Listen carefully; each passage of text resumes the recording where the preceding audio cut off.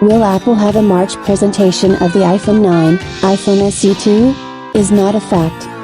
Coronavirus makes adjustments to everyday life and affects the plans of companies. Electronics manufacturers have to change the usual model of offline presentations on video conferencing.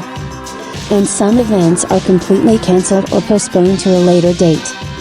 Against the background of the cancellation of MWC, F8 conferences from Facebook and Google we should expect the cancellation of the March presentation of Apple, which was supposed to be held on March 31st. The fact that the authorities of the California region of Santa Clara, where the headquarters of Apple Park is located, has banned the holding of any large-scale and public events with the participation of more than 1,000 people, will cancel the event.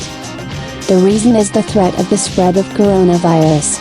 True, there is a possibility that Apple will organize an event in another place or hold it in an online format. Recall that at the presentation on March 31st, the announcement of the iPhone 9, iPhone SE 2, was expected.